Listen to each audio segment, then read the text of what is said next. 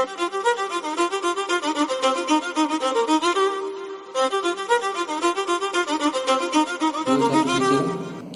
আমাদের বিষয় হচ্ছে ভৌত আলোক বিজ্ঞান।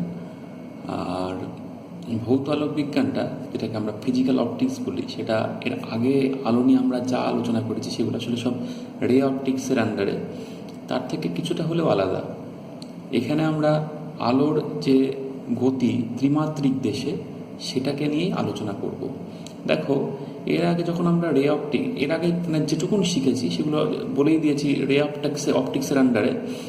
এবং সেখানে দেখো, আলো একটা রেখা বরাবর যাচ্ছিল, আমরা একটা পেজের ওপরে রেখা আঁকছিলাম এবং সেখানে দ্বিমাত্রিক গতি নিয়েই আলোচনা করছিলাম, মানে সব কিছু যেন একটা তলে সীমাবদ্ধ ছিল। কিন্তু আসলে আলো তো মোটেও একটা তলে সীমাবদ্ধ থাকবে না, সেটা চারিদিকে ছড়িয়ে যায়। অর্থাৎ আলোর যে গতি, সেটা সম্পর্কে আরও ভালোভাবে বুঝতে গেলে ত্রিমাত্রিক দেশে সে কীভাবে এগোচ্ছে সেটা নিয়ে ভাবাই বেশি যুক্তিসঙ্গত। এবং সে কারণেই এই নতুন অধ্যায়ের মানে অবতারণা, যেখানে আমরা কিভাবে আলো ত্রিমাত্রিক দেশে ছড়াচ্ছে সেগুলো নিয়ে জানব। তো সেটা বুঝতে গেলে প্রথমে আমাদের তরঙ্গ মুখ কী সেটা বুঝতে হবে। দেখো, ওয়েভ ফ্রন্ট বা তরঙ্গ মুখ, নিশ্চয়ই তরঙ্গের কোনো মুখ থাকে না। মানুষের যেমন একটা মুখ আছে, তরঙ্গের মোটো সেরকম কোনো মুখ নেই। তাহলে তরঙ্গ মুখ ব্যাপারটা কি? তো বলছে যে তরঙ্গের যে প্রতিপথ, তার সঙ্গে লম্বভাবে অবস্থিত একটা তল, যে তলে যত কণা আছে তারা কিন্তু সব সমদশায় আছে। অর্থাৎ তরঙ্গটা মাধ্যমের মধ্যে দিয়ে যাওয়ার ফলে মাধ্যমের কণাগুলোর যে ভাইব্রেশন হচ্ছে, তো বুঝতেই পারছো মাধ্যমের কণাগুলো সরলদোলকে কাঁপছে, এবং এই কাঁপাটা যে দশা, সেটা কিন্তু ওই তলে সর্বত্র সেম থাকবে। তাহলে অন্যভাবে বলতে পারি যে সমদশা সম্পন্ন কণাগুলো যে তলে অবস্থিত তরঙ্গের গতিপথে, বা তরঙ্গের গতিপথের সঙ্গে লম্ব দিকে অবস্থিত এমন একটা তল, যে তলে সব কণাগুলোই সমদশায় থাকবে, সেই তলটাই কি? তরঙ্গমুখ। অর্থাৎ সমদশা সম্পন্ন কণাগুলোর যে তলে অবস্থান করছে সেটাই কিন্তু তরঙ্গমুখ। তাহলে তরঙ্গমুখের ব্যাপারটা একদম পুরোপুরি না হলেও হালকা একটা আন্দাজ পেলে যে তলটা তরঙ্গের গতির সঙ্গে সমকোণে থাকবে, আর তলে সমস্ত কণাগুলো কিন্তু একই দশায় থাকবে। এবার শব্দ তরঙ্গ মাধ্যমের, জড় মাধ্যমের কণাগুলো কাঁপছে, তোমরা জানো। কিন্তু আলোক তরঙ্গ, সেখানে কি মাধ্যমের প্রয়োজন আছে? মোটেও নেই। কিন্তু হ্যাঁ, সেখানে তড়িৎ ক্ষেত্র, চুম্বক ক্ষেত্র, তার মধ্যে একটা ভাইব্রেশনের সৃষ্টি হয়, এবং যে কোনো বিন্দুতে এই ভাইব্রেশন, যে তলটা তরঙ্গমুখ হবে, সেই তলে সর্বত্রই ভাইব্রেশনের দশাটা কী হবে? সেম হবে। এবার তরঙ্গমুখ দেখতে কেমন? আসলে এটা কল্পনা, এটা কিন্তু আসলে তুমি চোখে দেখতে পাবে না। কিন্তু এই কল্পনাটাই আমাদের তরঙ্গের গতিকে ত্রিমাত্রিক তলে, মানে ত্রিমাত্রিক দেশে বুঝতে সাহায্য করবে। তো তরঙ্গমুখটা দেখতে কেমন হবে? আমাদের কল্পনার তরঙ্গমুখটা, ধরো একটা বিন্দু উৎস, পয়েন্ট সোর্স। তাহলে পয়েন্ট যদি বিন্দু উৎস হয়, বিন্দু উৎস থেকে কিন্তু চারিদিকে তরঙ্গ ছড়াচ্ছে। সামনে যেরকম ছড়াচ্ছে, পিছন দিকে সেরকম ছড়াচ্ছে, উপরে যেরকম ছড়াচ্ছে সেরকম নিচেও ছড়াচ্ছে। তাহলে চারিদিকে ছড়াচ্ছে। তাহলে বিন্দু উৎসের জন্য তরঙ্গমুখটা দেখতে কেমন হবে? তা আমি যদি বিন্দুটা কেন্দ্র করে একটা গোলক ভাবি, যে গোলকটার কেন্দ্রে ওই বিন্দুটা আছে, তাহলে হবে কি, এই গোলকের গায়ে যে কোনো বিন্দুতে যাও না কেন, কণাগুলো কিন্তু সমান দশায় থাকবে। তাহলে এই গোলকটাই কিন্তু তরঙ্গমুখ। তো কিছুক্ষণ পরে কি হবে? তরঙ্গ যত এগোবে তত গোলকটা কি হবে? আরও বড় হবে। তরঙ্গের গতিপথ কোন দিক না? এই গোলকের ব্যাস বরাবর। বুঝতেই পারছো, গোলকের ব্যাস আর গোলকের তল পরস্পরের সঙ্গে কি থাকবে? সমকোণে থাকবে। তাহলে বুঝতেই পারছো তরঙ্গমুখ মানে একটা কোনো তল নয়। কিন্তু এই মুহূর্তে তরঙ্গ এত দূর গিয়েছে, এত বড় একটা গোলক, পরের মুহূর্তে তরঙ্গ আরও দূর এগিয়ে গেছে, তাহলে গোলকটা কী হবে? আরও বড় হবে। যত তরঙ্গ এগোবে তত কিন্তু এই গোলকটা বড় হবে। তাহলে বিন্দু উৎসের জন্য তরঙ্গমুখটা কেমন হচ্ছে? গোলকের মতো। হ্যাঁ, অবশ্যই মাধ্যম কিন্তু সমসত্ব তবেকার, কারণ মাধ্যমের যে কোনো দিকে গেলে পারেই মাধ্যমের প্রকৃতি যেন একই থাকে। কেন সমসত্বের কথা বলছি? যদি বিভিন্ন দিকে মাধ্যমটা বিভিন্ন রকম হয়, তরঙ্গের গতিটা বিভিন্ন হয়ে যাবে, তখন কিন্তু তরঙ্গ মুখটা একদম এরকম গোলকের মতো হবে না। কোথাও দেখা গেল তরঙ্গ বেশি এগিয়েছে, কোনো দিকে কম এগিয়েছে, ফলে গোলকটা ট্যাড়া ব্যাকা হয়ে যেতেই পারে। তাহলে সমসত্ব মাধ্যম যদি হয় আর যদি বিন্দু উৎস হয়, তাহলে কিন্তু তরঙ্গ মুখটা অবশ্যই গোলকের মতো হবে। আর শুধু কি গোলকের মতো হয়? আর কি কিছু হয় না? হতেই পারে। যেমন ধরো এরকম একটা উৎস, সরল রৈখিক উৎস, যদিও এই পেনটা চোঙের মতো, আমি একটা রেখার কথা বলছি, একটা রেখা সরল রৈখিক উৎস, তাহলে তার থেকে নির্গত তরঙ্গমুখটা কেমন হবে? সেটা হচ্ছে চোঙের মতো। সেই চোঙগুলোর অক্ষটা কোনটা? ওই উৎসটা, মানে চোঙটার অক্ষটাই কিন্তু উৎস, এবং এই চোঙটাই হচ্ছে তরঙ্গমুখ। যত তরঙ্গ এগোবে তত কি বড় ব্যাসার্ধের চোঙ। তাহলে আশা করি চোঙাকৃতি তরঙ্গমুখের উৎস বুঝতে পারলে। এইবার দেখো, যখন তরঙ্গ বহুদূর চলে যাবে তখন ওই যে গোলক নিয়ে আলোচনা করছিলাম বা ওই চোঙ নিয়ে আলোচনা করছিলাম, ওদের ব্যাসার্ধ কি প্রচণ্ড বেড়ে যাবে। তরঙ্গ বহুদূর পৌঁছালে ব্যাসার্ধ ভয়ঙ্কর রকম বেড়ে যাবে। সেক্ষেত্রে এই গোলক বা চোঙের একটা ছোট্ট অংশ কিসের মতো দেখতে লাগবে? নিশ্চয়ই বুঝতে পারছো, সমতলের মতো। তখন সেই তরঙ্গমুখটা কি হবে? সামতলিক তরঙ্গমুখ। তাহলে বিন্দু উৎস থেকে নির্গত তরঙ্গমুখটা কেমন হবে? গোলীয়। তোমার রৈখিক উৎস থেকে নির্গত তরঙ্গের ক্ষেত্রে তরঙ্গমুখটা কেমন হবে? চোঙাকৃতি। আর এই তরঙ্গমুখগুলো যখন বহুদূর পৌঁছে যাবে, আসলে তরঙ্গ যখন বহুদূর পৌঁছে যাবে তখন গিয়ে তরঙ্গমুখটা কেমন হবে? অবশ্যই সামতলিক। যেমন সূর্য থেকে যে তরঙ্গ আসছে, আলোক তরঙ্গ বা তাপ তরঙ্গ যাই বলি না কেন, আমাদের পৃথিবীতে যখন এসে পৌঁছাচ্ছে তখন তরঙ্গমুখটা কেমন? অবশ্যই সামতলিক। দেখো, তরঙ্গমুখের উপর যে লম্ব আঁকছি সেই লম্বটা কিন্তু তরঙ্গের গতির অভিমুখকে বোঝাচ্ছে, এবং আরও ভালোভাবে বলতে গেলে এই লম্বের অভিমুখটাই কিন্তু রশ্মির অভিমুখ, বা লম্বটাই কিন্তু রশ্মিকে বোঝাচ্ছে। তো সামতলিক তরঙ্গমুখ যদি হয় তাহলে তার উপর যেখানেই লম্ব আঁকো না কেন, লম্বগুলো কিন্তু পরস্পরের সঙ্গে সমান্তরাল হবে। এবং তোমরা অলরেডি জানো যে সূর্য থেকে যে রশ্মি আসে তারা কিন্তু সমান্তরাল। তাহলে বুঝতেই পারছো, তরঙ্গমুখের ধারণা থেকেই বুঝতে পারছি যে তরঙ্গ যখন বহুদূরে পৌঁছে যায় তখন কিন্তু রশ্মিগুলো পরস্পরের সঙ্গে সমান্তরাল হয়ে যায়। তাহলে আমরা গোলীয় তরঙ্গমুখ কী সেটা জানলাম, তার উৎস জানলাম। চুম্বাকৃতি তরঙ্গমুখ কী, তার উৎস জানলাম। সামতলিক তরঙ্গমুখ কী, তার উৎস জানলাম। এবং রশ্মিটা কী সেটাও জেনে গেলাম। রশ্মিটা কি? তরঙ্গমুখের উপর কোনো বিন্দুতে অঙ্কিত লম্ব, যেটা তরঙ্গের গতিপথকে নির্দেশ করে, সেই গতিপথটাই হচ্ছে রশ্মি। তাহলে বুঝতে পারছো, রশ্মি অল টাইম তরঙ্গমুখের সঙ্গে কত কোণে থাকবে? 90 ডিগ্রি কোণে থাকবে। তাহলে এই গেল তরঙ্গমুখের বিষয়। আমরা চলো একটু হাতে কলমে তরঙ্গমুখের ব্যাপারটা আরেকবার বুঝে নিই। তো দেখো, এই বিন্দু উৎস, তাহলে তরঙ্গ ধরো, তরঙ্গের ভেলোসিটি ধরো ভি, তাহলে টি সময় তরঙ্গ কতদূর গেল? ভিটি। এদিকে ভিটি গেল, নিচে ভিটি, ওপরে ভিটি, এপাশে ভিটি, উপরের দিকে ভিটি, নিচের দিকে ভিটি, সব দিকে ভিটি। তাহলে এই যে যদি আমি একটা গোলক কল্পনা করি, এই যে গোলক, এই গোলকের ওপর যে কোনো বিন্দু নাও, কি হবে? এই যে কণাগুলো ভাইব্রেট করছে তারা কিন্তু সমদশায় থাকবে। তাহলে এই গোলকটা কিন্তু আমি খাতায় আঁকছি বৃত্ত লাগছে, কিন্তু আসলে এটা গোলক ভাবো। তাহলে এই গোলকের সর্বোচ্চ কণাগুলো সমদশায় থাকবে, যদি মাধ্যম সমসত্ব হয় তবে। তাহলে এই বিন্দু থেকে যে তরঙ্গ নিঃসৃত হলো তার তরঙ্গমুখটা কেমন দেখতে হলো? এই গোলকের মতো। একটু পরে কি হবে? তরঙ্গ আরও এগোবে, এদিকেও এগোবে, এদিকেও এগোবে, উপরে এগোবে, নিচে এগোবে, সব দিকে তরঙ্গ এগোবে। তাহলে তখন তরঙ্গমুখ কী হলো? আরেকটু এগিয়ে গেল, আরেকটু এগিয়ে গেল না বলে যেন গোলকটা আরও বড়ো হয়ে গেল। আরও কিছুক্ষণ পর তরঙ্গমুখের ক্ষেত্রে কী হবে? গোলকটা আরও বড় হবে।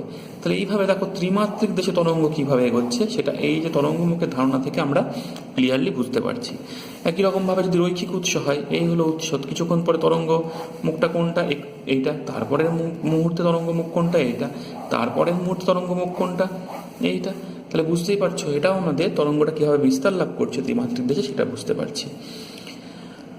এরপরে আমরা যে বিষয়টা নিয়ে আলোচনা করব সেটা হচ্ছে হাইগেন্সের নীতি। খুব গুরুত্বপূর্ণ বিষয়, মন দিয়ে বুঝে নাও। তিনি কি বললেন? তিনি বললেন, কোনো সমসত্ব মাধ্যমে মুখ্য তরঙ্গমুখের উপর অবস্থিত প্রতিটি বিন্দু গোলকাকার গৌণ তরঙ্গমুখের উৎস হিসেবে কাজ করে। ব্যাপারটা কেমন? ধরো এই একটা উৎস, এখান থেকে তরঙ্গমুখ বেরিয়েছে, কোনো সময় তরঙ্গমুখটা এতদূর পৌঁছেছে, আমি তরঙ্গমুখের একটা অংশ নিলাম, পুরো অংশটা নিলাম না। তো এইটা হচ্ছে মুখ্য তরঙ্গমুখ। এর ওপর তুমি যত ইচ্ছে বিন্দু নাও, আমি কয়েকটা বিন্দু নিচ্ছি। এই বিন্দুগুলো কি? এই বিন্দুগুলো উৎস হিসেবে কাজ করবে। কিসের উৎস? না, গৌণ তরঙ্গমুখ। তার মানে এখান থেকে তরঙ্গমুখ যেন উৎপন্ন হবে। তো সেই গৌণ তরঙ্গমুখগুলো বলছে মুখ্য তরঙ্গমুখের সমান বেগ ও কম্পাঙ্ক নিয়ে এগিয়ে চলবে। তো আমি ধরো টি সময় পরে এই উৎস থেকে যে গৌণ তরঙ্গমুখটা উৎপন্ন হবে সেটা কেমন দেখতে একটু ভেবে নিই। সেটা ধরো এরকম দেখতে, বিন্দু উৎস যেহেতু, গৌণ তরঙ্গমুখটা কেমন হবে? গোলকের মতো হবে। এর ব্যাসার্ধ কত হবে? অবশ্যই সিটি সিটা কি? ওই তরঙ্গের বেগ। টিটা কি? সময়। যে সময় পরে আমি গৌণ তরঙ্গ মুখটা নিয়ে ভাবছি। তাহলে প্রতিটা বিন্দুই উৎস, তাহলে প্রতিটা বিন্দুর জন্য এরকম গৌণ তরঙ্গ মুখ পাবো। প্রতিটা বিন্দুর জন্য এরকম গৌণ তরঙ্গ মুখ পাচ্ছি। তাহলে আমরা এতদূর কি হাইগেন্সের নীতিতে আমরা এতক্ষণ অব্দি কি শিখলাম? কোনো মুখ্য তরঙ্গমুখ দেখতেই পাচ্ছ, এটা মুখ্য তরঙ্গমুখ, তার উপর অবস্থিত প্রত্যেকটা বিন্দু কি করবে? গৌণ তরঙ্গমুখের উৎস হিসেবে কাজ করবে। এবং কিছুক্ষণ পরে গৌণ তরঙ্গমুখগুলো আমরা আঁকলাম। বলছে পরবর্তী সময়ের, কত সময় পরে? ওই যে কিছুক্ষণ পরে, যে সময়টুকুন পরের গৌণ তরঙ্গমুখ আঁকলাম, সেই সময়টুকুন পরের মুখ্য তরঙ্গমুখ কি করে খুঁজে পাবো? না, এই গৌণ তরঙ্গমুখগুলোর আচ্ছাদন, এনভেলপ কথাটা তিনি বলেছিলেন। এই ধরো আচ্ছাদন, এই আচ্ছাদনটাই হলো পরবর্তী সময়ের মুখ্য তরঙ্গমুখ। বুঝতেই পারছো কতটুকুন সময় পরের মুখ্য তরঙ্গমুখ? না, টি সময় পরের মুখ্য তরঙ্গমুখ। তাহলে আর একবার বলছি, তাহলে ক্লিয়ার হয়ে যাবে। কোনো সমসত্ব মাধ্যমে, সমসত্ব কথাটা খুব গুরুত্বপূর্ণ, সমসত্ব না হলে মাধ্যমে বিভিন্ন জায়গায় বেগ বিভিন্ন হয়ে গেলে তরঙ্গের, এই গৌণ তরঙ্গমুখগুলোর আকারও বিভিন্ন হয়ে যাবে। তো কোনো সমসত্ব মাধ্যমে মুখ্য তরঙ্গমুখের উপর অবস্থিত প্রতিটি বিন্দু গোলকাকার গৌণ তরঙ্গমুখের উৎস হিসেবে কাজ করে। ওই সকল গৌণ তরঙ্গমুখগুলো মুখ্য তরঙ্গমুখের সমান বেগ ও কম্পাঙ্ক নিয়ে এগিয়ে চলে। ওই গৌণ তরঙ্গমুখের আচ্ছাদনই হলো পরবর্তী সময়ের মুখ্য তরঙ্গমুখ। তাহলে চিত্রে ধরো এ বিটা ছিল সময়ের শুরুতে মুখ্য তরঙ্গমুখ, এর আসলে উৎস কিন্তু এটা। এখান থেকে কিছু সময় পরে একটা তরঙ্গমুখ, কত মুখ্য তরঙ্গমুখ কোনটা? A B. তার থেকে টি সময় পরে গৌণ তরঙ্গমুখ, তারপরে তার থেকে টি সময় পরের মুখ্য তরঙ্গমুখ কি করে খুঁজে পাচ্ছি? না, এই যে এবি মুখ্য তরঙ্গমুখের উপর কিছু বিন্দু নিলাম, এই বিন্দুগুলো আবার উৎস হিসেবে কাজ করবে। তাহলে সেখান থেকে আবার গৌণ তরঙ্গমুখ নিঃসৃত হলো। তাদের যে আচ্ছাদন, সেই আচ্ছাদনটা, এই যে এটা যার নাম দিলাম ধরো সিডি, এই সিডিটাই হচ্ছে পরবর্তী সময়ের মুখ্য তরঙ্গমুখ। কতটুকুন সময় পরে? টি সময় পরে। সেক্ষেত্রে অবশ্যই এই যে ব্যাসার্ধটা, গৌণ তরঙ্গমুখগুলোর ব্যাসার্ধটা কত হবে? সিটি। দেখো, এই হাইগেন্সের নীতি তো আমার কমপ্লিট হয়ে গেল, কিন্তু এই নীতি অনুসারে এটা যদি পরবর্তী সময়ের মুখ্য তরঙ্গমুখ হয়, তাহলে একই কারণে এটাও কিন্তু পরবর্তী সময়ের মুখ্য তরঙ্গমুখ হবে। ওটা যদি হয় তাহলে এটাও হবে। কিন্তু এটা হওয়া মানে কি? আলো যেন পিছন দিকে ঘুরছে, যেটা সম্ভব নয়। তাহলে হাইগেন্সের নীতির এই একটা ত্রুটি আছে, যে সেটা আলোর উৎসের দিকে গতিকে নির্দেশ করে, যেটা কিন্তু সম্ভব নয়। তবে পরবর্তী ক্ষেত্রে ফ্রেনেল, কারশফ, এইসব বিজ্ঞানীরা তাদের তত্ত্বে এই সমস্যার সমাধান করেছে, যেগুলো আমাদের সিলেবাসে নেই। তাহলে আশা করি তোমরা হাইগেন্সের নীতিরা বুঝে গেলে, আর আমি যেভাবে বলেছি সেভাবে কিন্তু লিখে নিও। আমরা হাইগেন্সের নীতিটা বুঝে গেলাম, আমরা তরঙ্গমুখের কনসেপ্ট পেয়ে গেছি। এগুলো খুবই গুরুত্বপূর্ণ ফিজিক্যাল অপটিক্স শুরু করার ক্ষেত্রে। যে এটা বুঝে গেলাম, এইবার কিন্তু আমরা দুটো জিনিস প্রমাণ করব, যেটা অনেক ছোট ক্লাস থেকে যেটা নিয়ে আমরা আলোচনা করে এসেছি, সেটা হচ্ছে আলোর প্রতিফলন এবং প্রতিসরণ এবং তাদের সূত্রগুলো আমরা শিখেছি। সেই সূত্রগুলো এবার কিন্তু এই নীতির সাহায্যে প্রমাণ করতে হবে, অর্থাৎ হাইগেন্সের নীতির সাহায্যে। এই দুটো খুব মন দিয়ে শিখবে। দুটোর মধ্যে একটা হয়তো অল্টার করে এবছর ও বছর আসে, তো দুটোই শিখতে হবে, যে ও বছর এসছে বলে বছর পড়বো না এরকম যেন না হয়, সবটা পড়ে রাখতে হবে। তো প্রথমে আমরা শিখব যে প্রতিফলনের সূত্রগুলো কি করে এই নীতির সাহায্যে প্রমাণ করা যায়। চলো সেটা খাতায় হাতে কলমে করে নিই। শুরু করা যাক হাইগেন্সের নীতির সাহায্যে আলোর প্রতিসরণ নয়, প্রথমে করবো প্রতিফলনের সূত্রগুলোর প্রমাণ। তো ধরো এই একটা প্রতিফলক তল, এই তলের ওপরে প্রথমে এসে পৌঁছালো একটা তরঙ্গমুখ, সামতলিক তরঙ্গমুখ নিয়ে আমরা ভাবব। তো একটা সামতলিক তরঙ্গমুখ, প্রথমে তার সর্বনিম্ন বিন্দু, সেটা আমি বলছি এ, সেটা এই তলের ওপর এসে পৌঁছালো। তো সামতলিক তরঙ্গমুখ, তাহলে রশ্মিগুলো কেমন? রশ্মিগুলো অবশ্যই এই তলের ওপর লম্ব। আমি তিনটে রশ্মি আঁকছি। তাহলে রশ্মি ভাবলে এই রশ্মিগুলো তলের ওপর এসে পড়ছে, কিন্তু এখানে আমরা যেহেতু হাইগেন্স অ্যাপ্লাই করব, তো তরঙ্গমুখটা গুরুত্বপূর্ণ। তাহলে একটা সামতলিক তরঙ্গমুখ, তার নাম দিলাম এ ড্যাশ এ ডবল ড্যাশ। তার সর্বনিম্ন বিন্দু এ কোনো মুহূর্তে প্রতিফলক তলের উপর এসে পড়ল। এরপরে টি সময় পরে, ধরো সর্বোচ্চ বিন্দু এ ডবল ড্যাশ থেকে গৌণ তরঙ্গমুখ কোথায় এসে পড়লো? না, এখানে প্রতিফলক তলের ওপর বি বিন্দুতে। তাহলে সামুদ্রিক তরঙ্গমুখ কি ছিল? না এ ড্যাশ এ ডবল ড্যাশ, তার সর্বনিম্ন বিন্দু কোনো মুহূর্তে প্রতিফলক তলের উপর এসে পড়লো। তার টি সময় পরে সর্বোচ্চ বিন্দু এ ডবল ড্যাশ থেকে গৌণ তরঙ্গমুখ কোথায় এসে পৌঁছলো? বিতে। বিটাও প্রতিফলক তলের উপরেই অবস্থিত। এবং সেই একই সময়ে এ থেকে, এতে তো এসে এই তরঙ্গটা দাঁড়িয়ে থাকবে না, এখান থেকে আবার গৌণ তরঙ্গমুখ এগোবে মাধ্যমের মধ্যে। প্রতিফলিত যেহেতু হবে, প্রথম মাধ্যমে ফেরত যাবে, তাহলে মাধ্যমে ফেরত আসলো এবং কতদূর পৌঁছলো ধরলাম মোটামুটি এখানটায় পৌঁছালো। আমার হাতে ছবি আঁকছি, একটু এদিক ওদিক হতে পারে। নাম দিলাম বি ডবল ড্যাশ। আর মাঝের যে বিন্দু এ ড্যাশ, সেখান থেকে গৌণ তরঙ্গমুখ প্রতিফলকের উপর সিতে আপতিত হলো, সি বিন্দুতে। সেখান থেকে আবার গৌণ তরঙ্গমুখ কোথায় এসে পৌঁছলো ধরলাম এরম একটা জায়গা, যে বিন্দুর নাম দিলাম বি ড্যাশ। তাহলে পুরো কথাটা একবার বলে নিই। সামতলিক তরঙ্গমুখ এ ড্যাশ এ ডবল ড্যাশের সর্বনিম্ন বিন্দু এ কোনো মুহূর্তে প্রতিফলক তলের উপর আপতিত হলো। এর পরবর্তী টি সময়ে এ থেকে গৌণ তরঙ্গমুখ বি ডবল ড্যাশে পৌঁছলো। মধ্যবর্তী কোনো বিন্দু পরবর্তী টি সময়ে তো বুঝতেই পারছো যে এ ডবল ড্যাশ থেকে গৌণ তরঙ্গমুখ প্রতিফলক তলের উপর বিতে আপতিত হয়েছে। সেই সময়ে এ থেকে আবার গৌণ তরঙ্গমুখ কোথায় পৌঁছলো? বি ডবল ড্যাশে। এ ড্যাশ থেকে গৌণ তরঙ্গমুখ সিতে এবং সি থেকে গৌণ তরঙ্গমুখ বি ড্যাশে পৌঁছলো। উদ্দেশ্য হচ্ছে টি সময় পরে যে মুখ্য তরঙ্গমুখ সেটাকে খুঁজে বার করা। কি করে বার করব? না এই যে গৌণ তরঙ্গমুখগুলোর আচ্ছাদনটাকে বার করতে হবে। তাহলে সেটা করার জন্য কি করব? এ বি ডবল ড্যাশ এটাকে ব্যাসার্ধ করে একটা বৃত্তচাপ আঁকলাম, এই একটা বৃত্তচাপ। সি বি ড্যাশকে ব্যাসার্ধ করে আবার একটা বৃত্তচাপ আঁকলাম, এই বৃত্তচাপ। এই যে বৃত্তচাপগুলোর স্পর্শক, সাধারণ স্পর্শকটা আঁকলাম। দেখতেই পাচ্ছ সেই স্পর্শকটা কি হলো? B B dash B double dash. এই স্পর্শকটাই হলো পরবর্তী সময়ের মুখ্য তরঙ্গমুখ, যেটাকে আমরা প্রতিফলিত রশ্মির মুখ্য তরঙ্গ ক্ষেত্রে মুখ্য তরঙ্গমুখ বলছি। তাহলে আপতিত মুখ্য তরঙ্গমুখ হচ্ছে A dash A double dash, প্রতিফলিত মুখ্য তরঙ্গমুখ হচ্ছে B B dash B double dash. তাহলে এই যে এতগুলো কথা বললাম, তার কারণ কিন্তু এই প্রতিফলিত তরঙ্গমুখটাকে খুঁজে বের করা। দেখো এই যে দুটো বৃত্তচাপ আঁকিয়েছি, তাদের সাধারণ স্পর্শক, তাদের দুজনেরই যে স্পর্শক B B dash B double dash হবে তার তো কোনো মানে ছিল না। কিন্তু এখানে আমরা জাস্ট বলেই দিলাম সাধারণ স্পর্শক B B dash B double dash.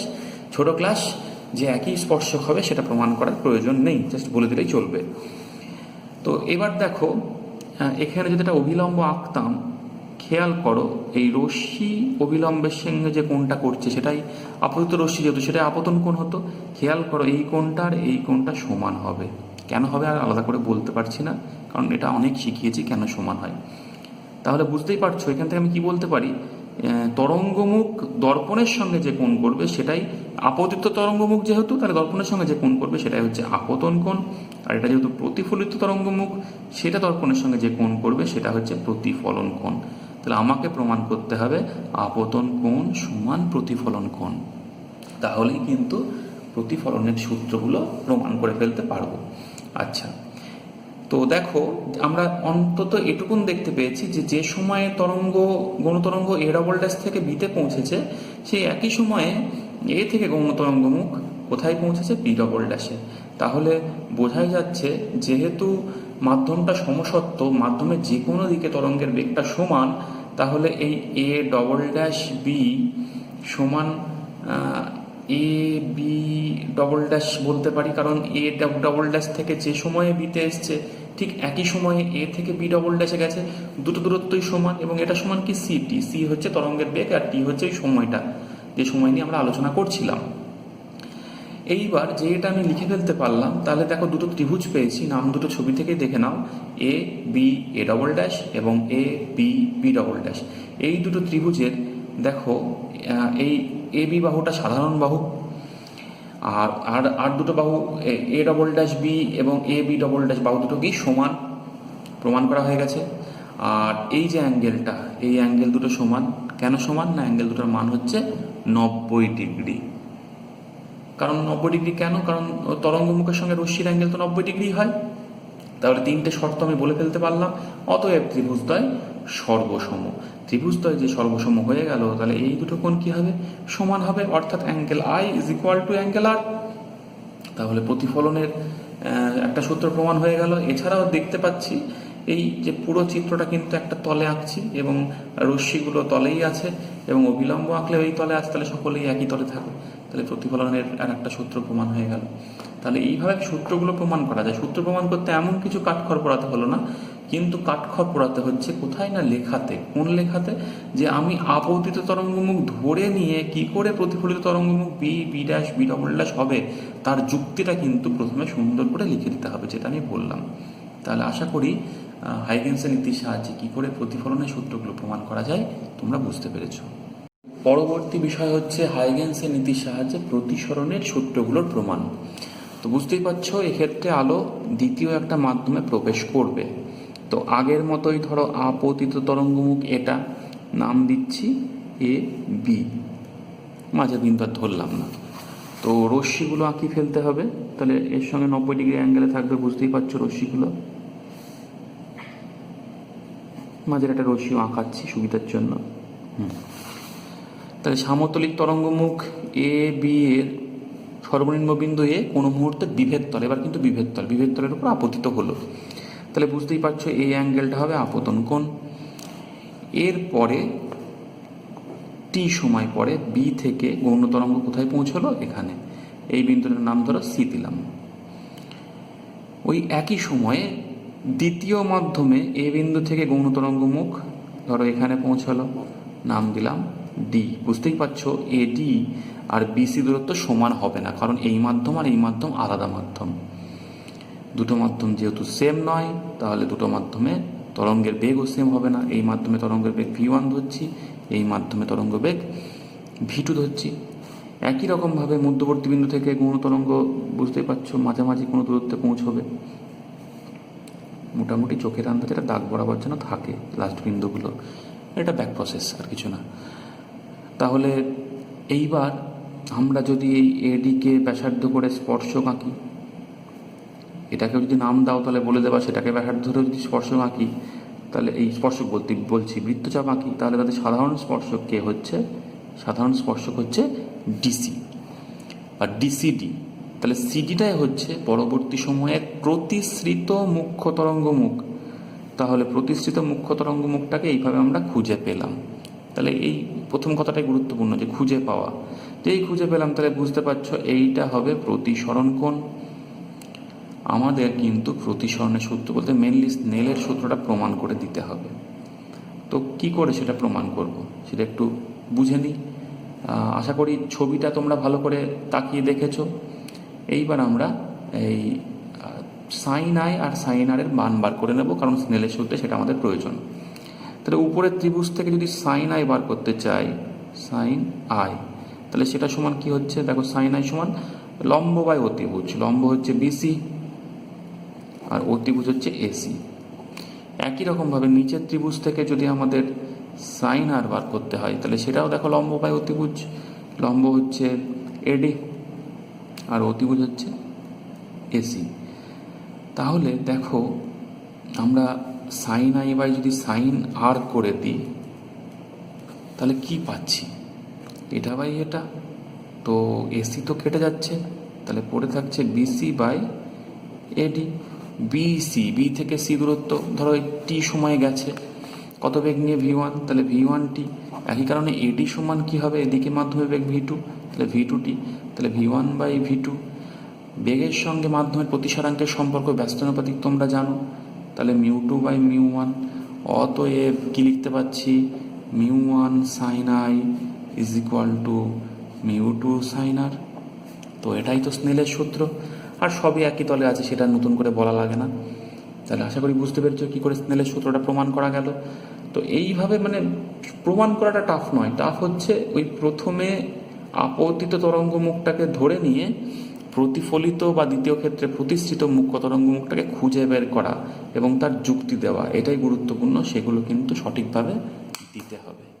সাথীরা, আজকে এত দূরই। আশা করি তোমরা বিষয়গুলো খুব ভালোভাবে বুঝে গেছো।